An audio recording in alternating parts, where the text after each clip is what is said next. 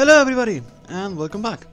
Last time we completed the trading side quests along the Great Eastern Sea, and we also got a few other items that we could collect. This time we're going to tackle the Ankle Ruins and see what we can find at the very top. So, the Ankle Ruins. Similar to the other... When compared to the Tundaria Tower and the Shrine of the Sea God, they are the largest of the dungeons, but they're not really that large. They're mostly a bit of a maze, so it is a bit easy to get lost. And right there we have 3 chests that were all unfortunately empty. And here we have yet another room, which, spoilers, also contains 3 chests that are sadly empty as well. But just to show it, I'm going to open all of them. Alright. So, another thing that I really want to do is set up a shortcut for sand. Because sand is absolutely vital in order to complete the Ankle Ruins. If you don't have sand, then you cannot complete this dungeon.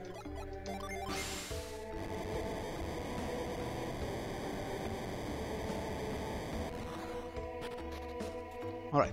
So right here we have a bunch of stone faces, and the one in the middle we can actually go inside it, but that would actually lead us to the main room of the Ankle Ruins, in which we have to complete another giant stone face in order to advance further. But right now, if we take that route, we can't do much, so we actually want to take our route to the left. And we have a woodwalker. So the enemies in the Ankle Ruins are pretty much a mix-up of the enemies in Gaia Rock and the Tundaria Tower and Physics level. So there are no new enemies, sadly. Sorry, wrong way. So right there we can actually blow away the leaves using whirlwind, but I'm going to leave that for later because first you actually want to go down here.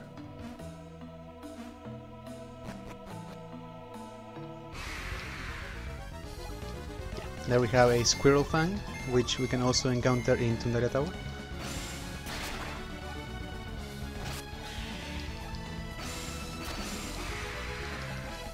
And Jenna also leveled up. Alright. So, what's kinda interesting about the Ankle Ruins is that, as opposed to the Shrine of the Sea God and the Tundaria Tower, which...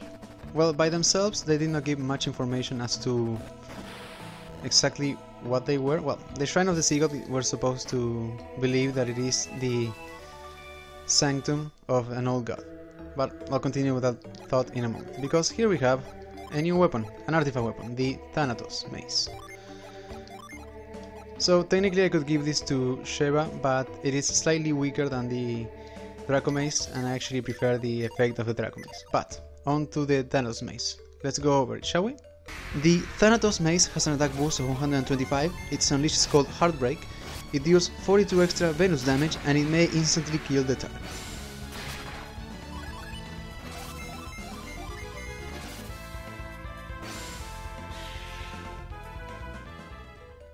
Alright, so as I was saying, we were technically given a little bit of information about the Shrine of the Sea God by the people of Daila. And as for Tundaria Tower, well, the most information we actually got was from the people of the East Tundaria Islet. They basically said that it's a strange tower in the middle of the continent, but not much more than that. Shall level up. I'll go.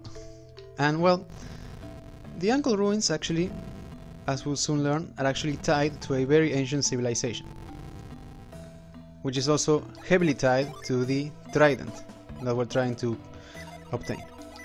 But anyways, right here, when we complete the stone face, its mouth opens up and it spews sand. So now we can proceed further through another room.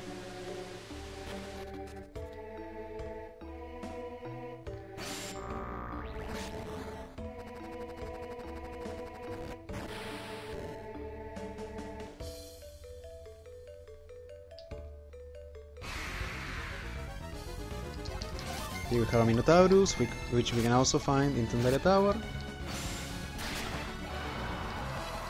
And Pierce level up.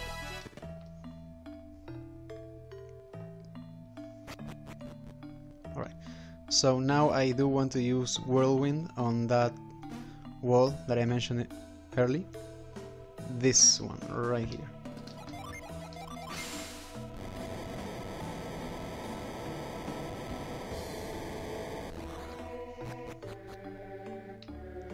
Because now that we activated that other stone face, we can actually use sand right here. But first I want to get the chest. Let's quickly take out the woodwalker. There we go. And we got some power bread.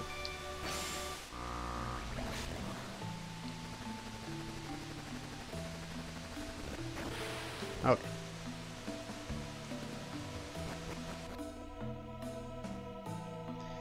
So here we have two possible routes. The one to advance that will lead you further through the dungeon is to the south, and if we take the one to the left, well, that will lead us to a bunch of items. But actually first, I want to go through this route, because we can actually set up a shortcut to the other route. Or rather, we can actually free up space so that we can obtain an item throughout the other route.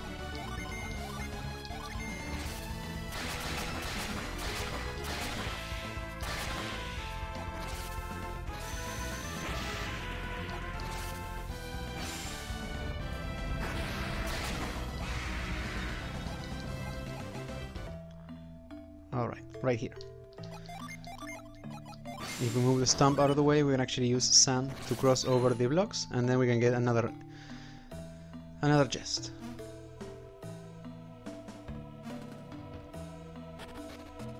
Even though we've already fought all the enemies here, I don't think the party is at a high enough level that a void could actually work entirely. So that's why I'm not using a void. But anyways, now we can get what's in the chest.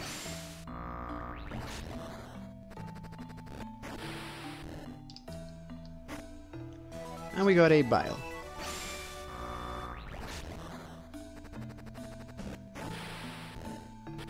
Okay, so we'll head down through here and get one more item, and then we'll continue on with the dungeon. And here we have 365 coins. And we also have the Harry Dance from Tundaria.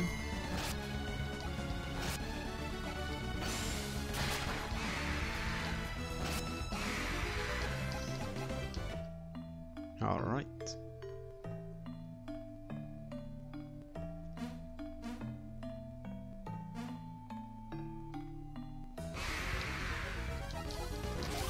And also the living armors.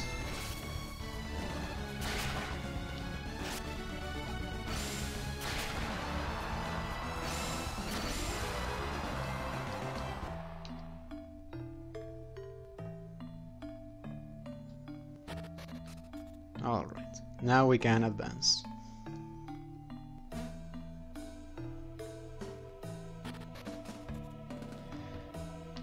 And here we have an interesting puzzle. It's more of a speed puzzle basically.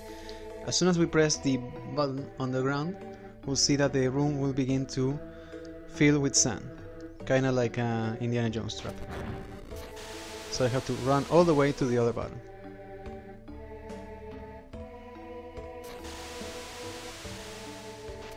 It is fairly easy though.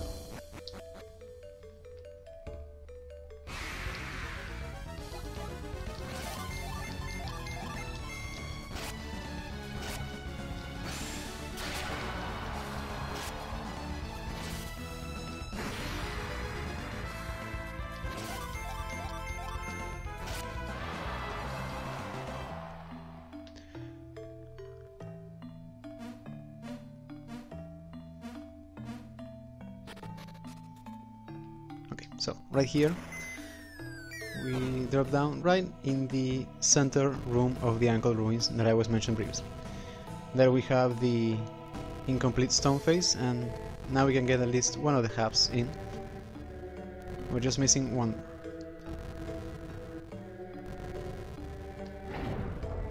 Let's clear up the shortcut here, so you can head back to the central area. But before we leave, we actually... Also, there was another glitch there, I believe. If you go through the room, or at least there it happened, it seems as though Felix was actually dropping down into the room. But anyways, let's quickly take care of these ones.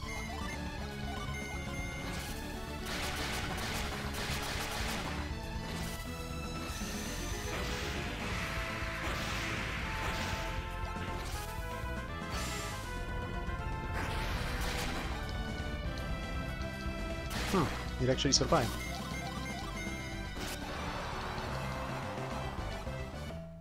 Alright, so we can actually clear up a room here, but it is actually a dead end, so I'm going to ignore that. What I really want to do is just move this out of the way, and with that we are done from this side of the Uncle Rooms. Now we actually want to head back to the starting area, and instead of going to the left, we'll head to the right side.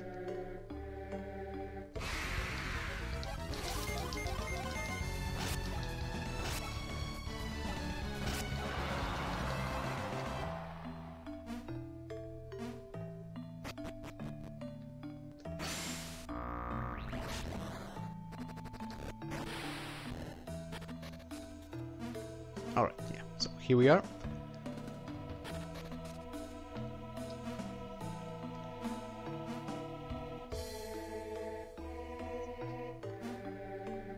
And right through here.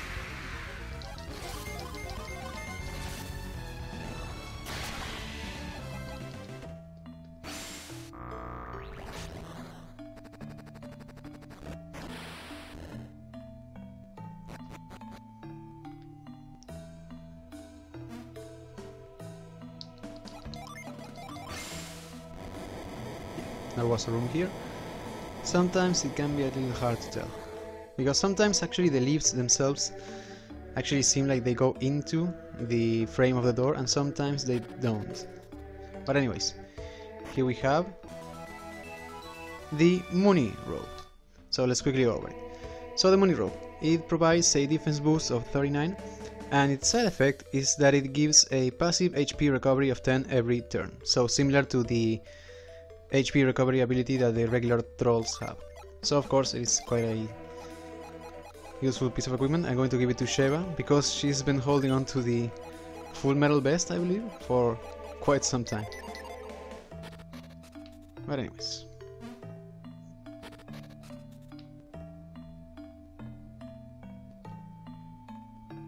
here we have another stone face. This one is also incomplete. Although, as you'll see later, that one actually works different than the other ones we've seen so far. And here we have the stump that was blocking our way.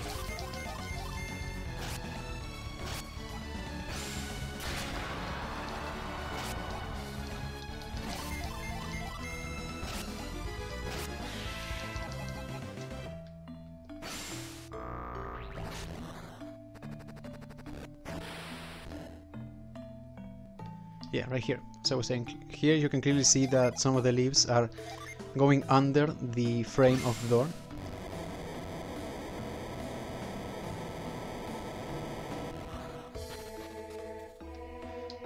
And here we have another seal feather. So we can take that later to Sunshine.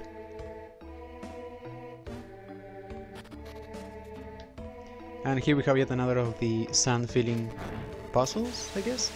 This one is a bit tougher actually. You may accidentally miss it. And even after you press the button, the sand still fills up the room.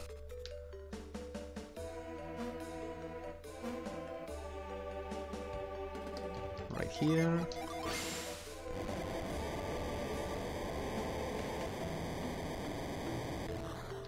Was there something through here? I don't remember actually.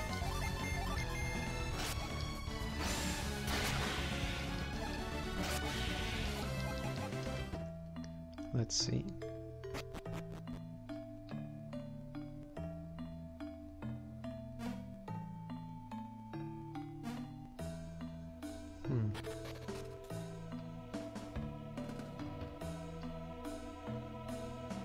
Yeah, right here. Sorry. This is where we push the piece of the stone mask, and that's actually very creepy. So instead of spewing sand, its eyes lit up. A very creepy green. And it'll only get creepier as we approach the stone face from the front, as you'll see.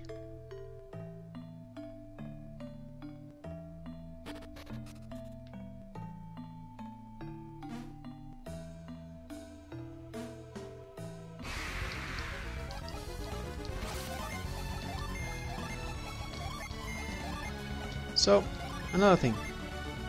I know that actually I talked a lot about the Odyssey and the Diamondberg synergies, but I neglected to show them in battle.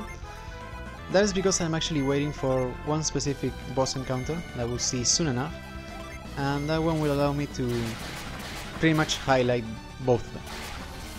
So that's why I haven't been using them. Also because they're a bit too costly, and they're only single target synergies, so using them in regular encounters seems wasteful.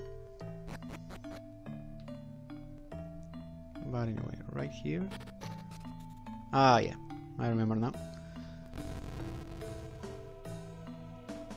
Here we have a potion.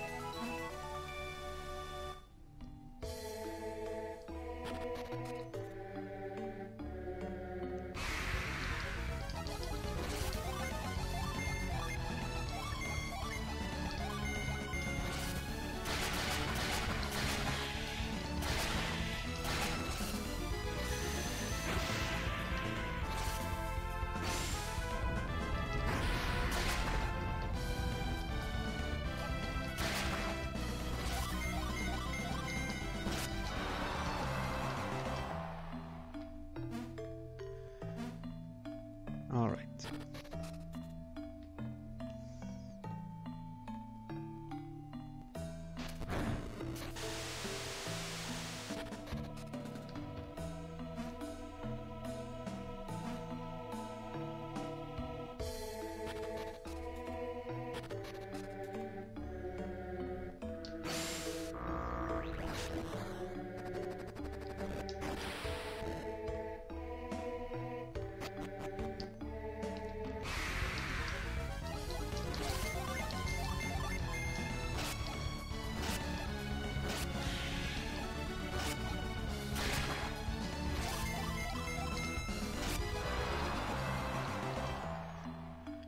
Alright, here. As soon as we step in front of the stone face, it will start chasing us. And this is where the strange, oddly placed patch of sand actually comes in handy. So we can just avoid that one entirely and then go through here.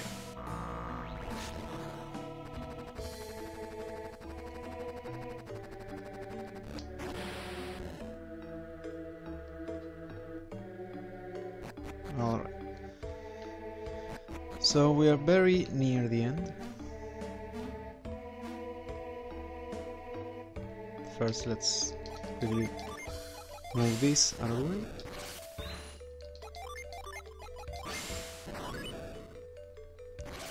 This is actually a shortcut for later. And right here we have the other piece of the stone face. And we're supposed to use reveal right here, because if we do, then a hole appears right there.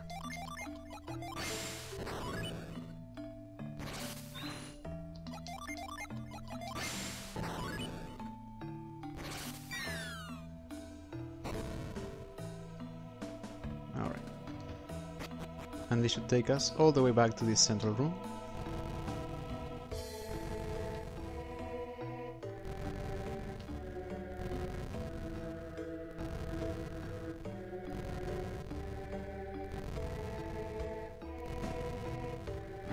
Okay, there we go.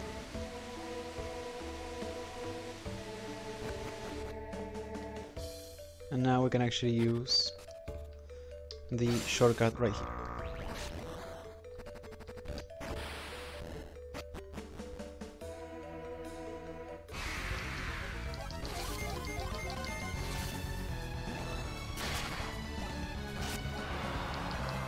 There we go.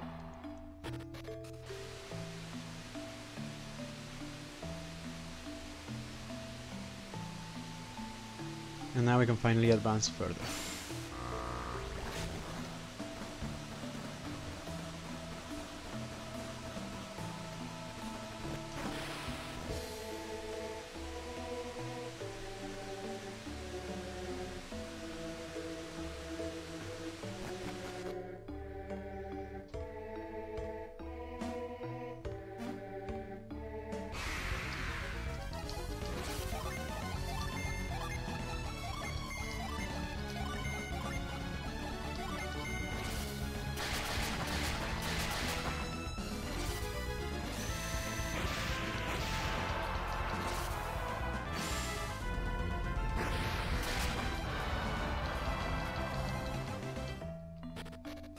Okay, here we are. We have a massive sand waterfall, and at the very top we have the last section of the Uncle Ruins.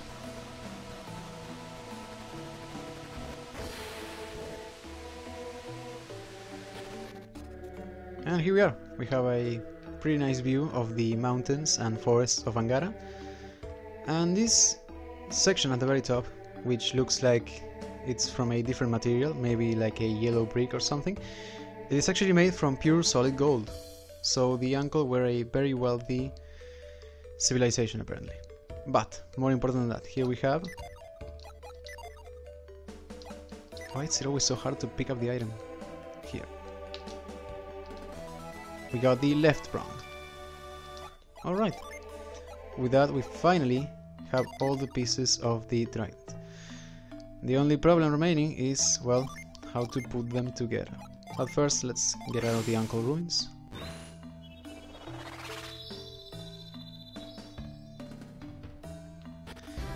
So, from what we know so far, we think to maybe take this to Sunshine.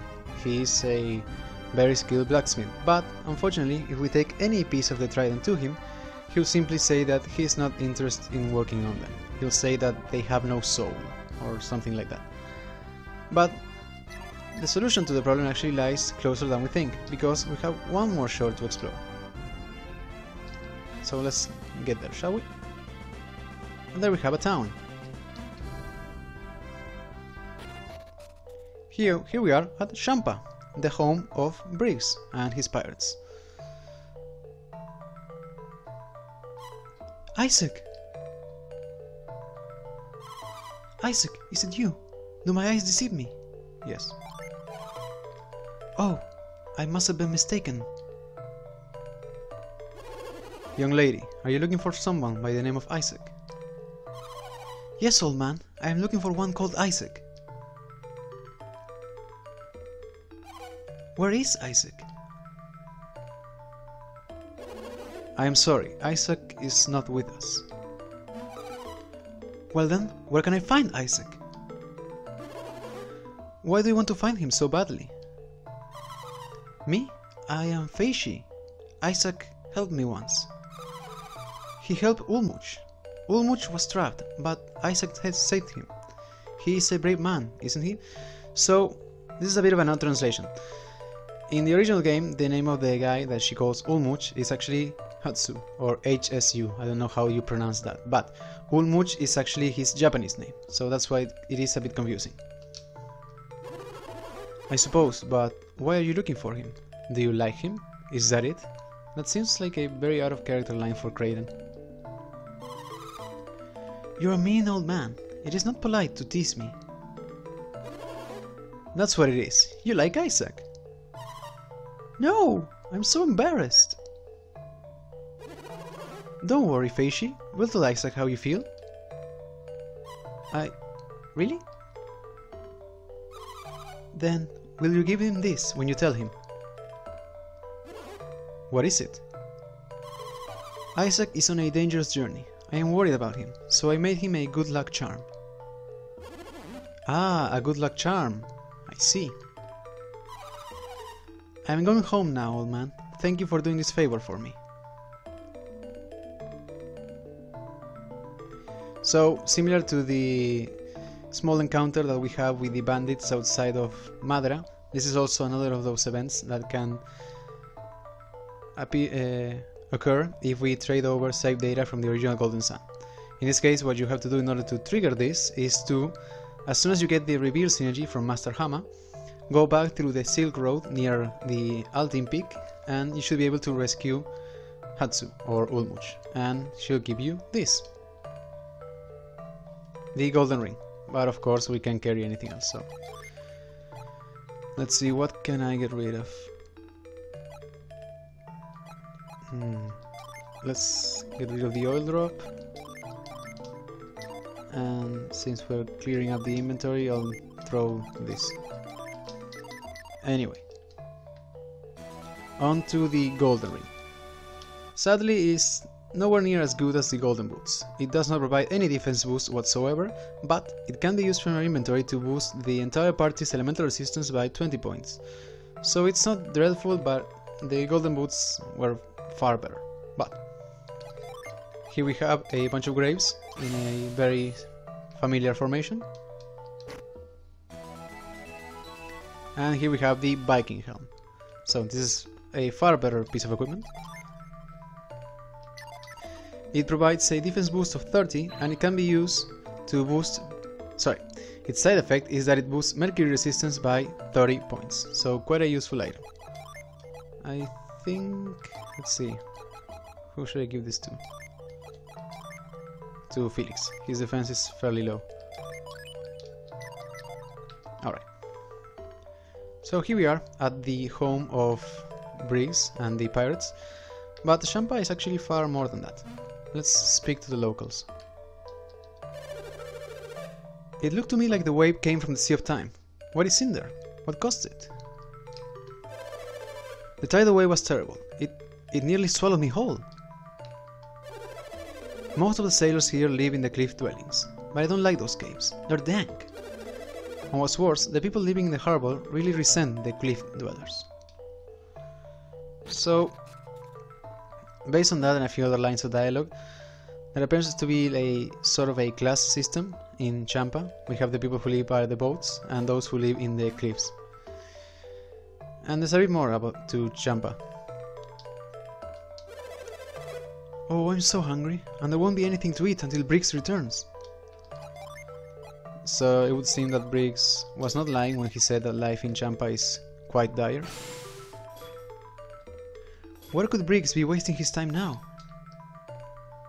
If only they knew. How do you find your way here to the edge of Angara? Champa is hidden by mountains. No one ever climbs over to see us, except for the monks of the Fuchin temple.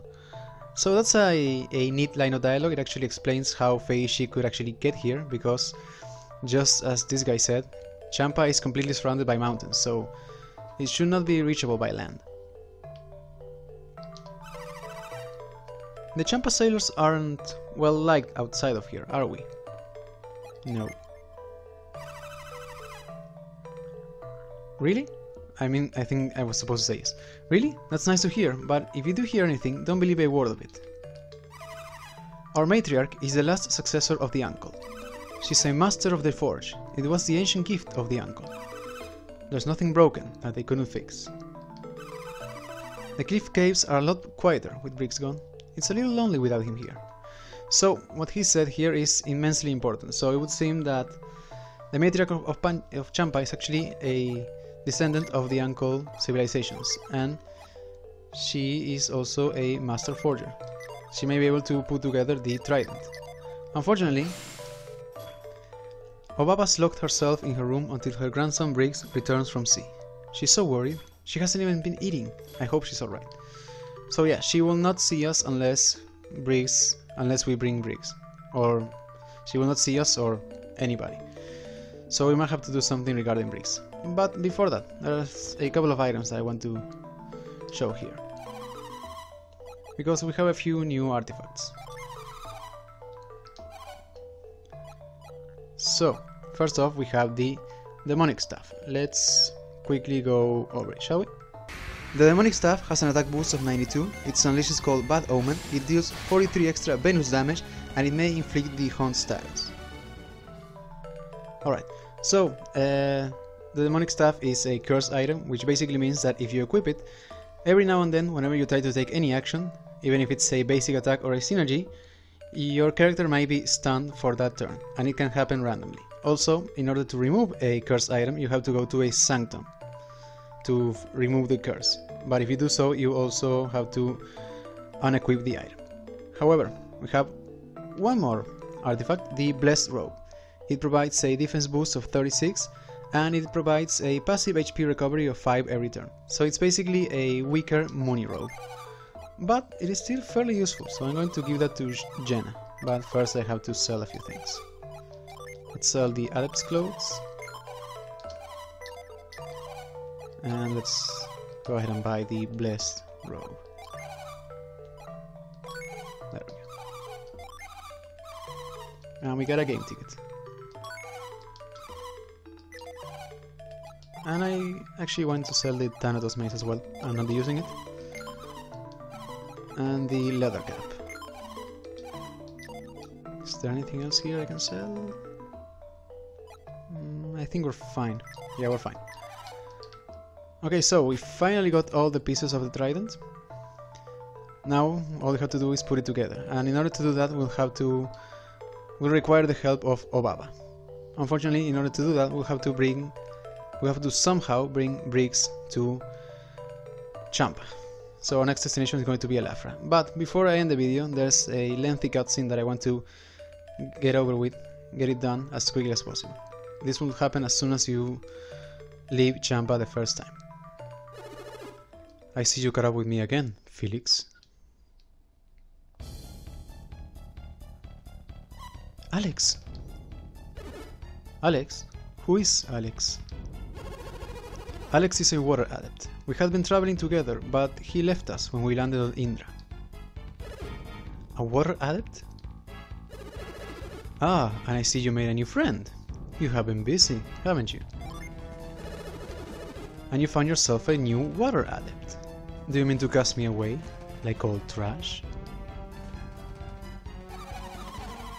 What do you want with us now, Alex? Or did you forget you were the one who abandoned us? My dear Jenna, have you come to despise me so, after all we've been through? That's right, Felix. Why should we care about someone who just left us behind like that? My, aren't we a bitter bunch? And I was just trying to help you with your little task. We have no need of your help. We can light the lighthouses without you. Oh, can you really? Karst! That's right, Karst. I'm flattered that you remember. What is this, Alex? What's going on? How can I explain this? What's going on is Alex is demonstrating his remarkable foresight once again. Oh, have you not had the pleasure of an introduction? He stayed back at the ship when I saw them in Madra. I am Agatio. Let's see, that guy's Felix, and the girls are Jenna and Sheppa, which makes him Graydon. They look like an unreliable bunch of ragamuffins. Yes, they are rather useless, aren't they? That's why I finally had to abandon them, of course. But now, I believe I may have been hasty in my judgment. You are Pierce? How do you know my name? How soon they forget? We met you before, when you were being detained. Who would forget the amateur adept, changing water to ice in that strange little town? Ah, you saw that. That must be how you knew Pierce was a water adept. In fact, I was even thinking of borrowing his ship at one point. You would steal someone's boat? That's so typical, Alex! You wound me, Jenna. I only meant to borrow it. Whatever you might have meant, that doesn't make it right. And just when I was about to seize the opportunity, you had to come back. You mean from Kibombo? I was mere moments too late. Isn't that a shame?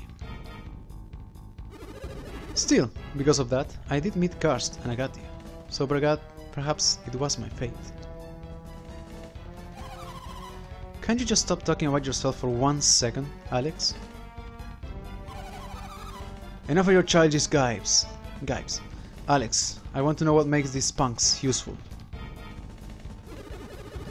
Because they brought us the orb that Akafubu had taken. That shows some resourcefulness. How so? The Kibombo are quite warlike, or were, at any rate. Recovering the orb was most likely not easy. They were just typical villagers, easily frightened with a small display of synergy. No, they would have used less abrupt methods than those you favor. Oh, and what methods would those be? Alex said it clearly enough. We wouldn't terrorize people into doing what we wanted. Enough of this. Stop changing the subject. When are you going to light the remaining lighthouses? Yes, our patience is beginning to wear thin. If you waste much more of our time, we'll take those elemental stars and do it ourselves. If we had a wind adept like Sheba and the elemental stars, we wouldn't need you. Excuse me? I am, of course, opposed to their line of thinking. My experience with Saturas and Menardi suggests that, while they were fierce warriors, they are somewhat lacking when it comes to solving the mysteries of the lighthouses. You mean to say that they failed to solve the riddles? Miserably. Are you suggesting they were simple brutes, incapable of logic and intelligence? And are you saying the same of us? I'm afraid so. Alex, whose side are you on? I am on no one's side. My only concern is to see the lighthouse beacons lit once again. So you mean to leave the task to Felix? Then why have we come all this way looking for Felix? I merely wanted to confirm that he and his companions had not forgotten their quest. Is that truly all?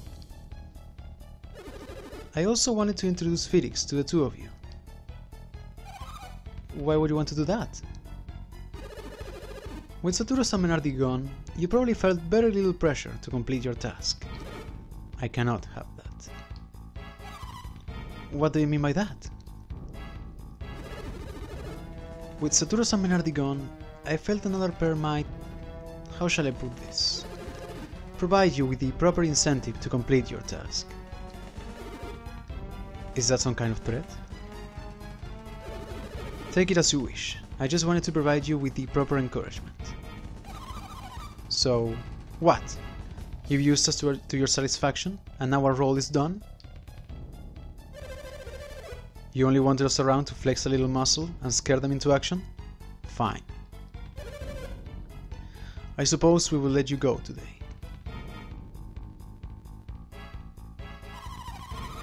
But we will always be nearby, pushing you to make your way to Jupiter Lighthouse swiftly.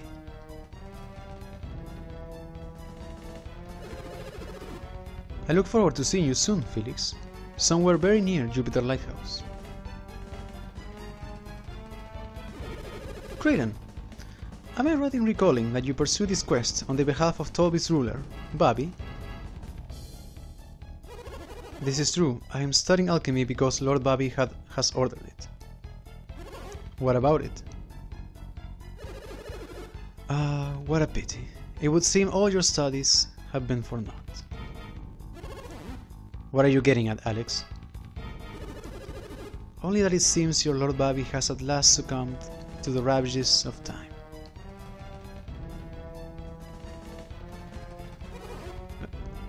Lord Bobby is dead. Oh, so you didn't know? Lord Bobby? Dead? Could that really be true? Alex, how would you know such a thing? Do not mistake me.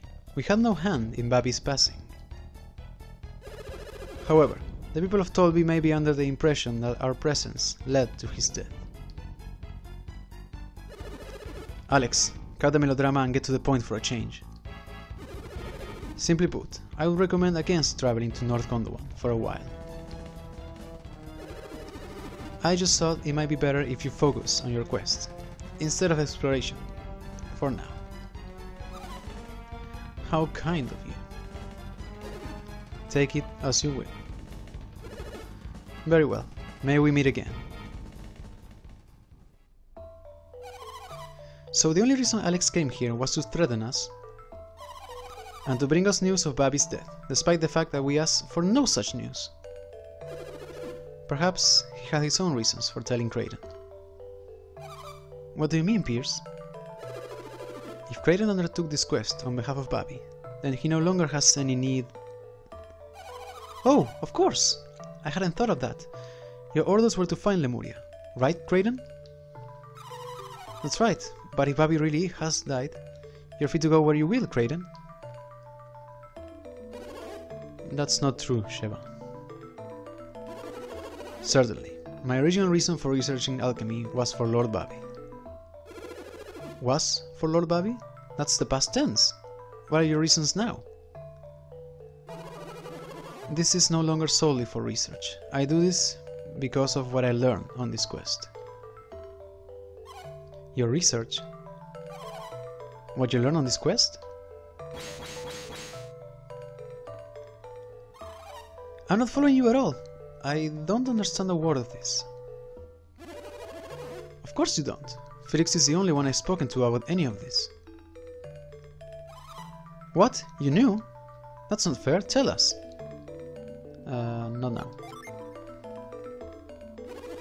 Felix is right. Now is not the time to tell you about it all.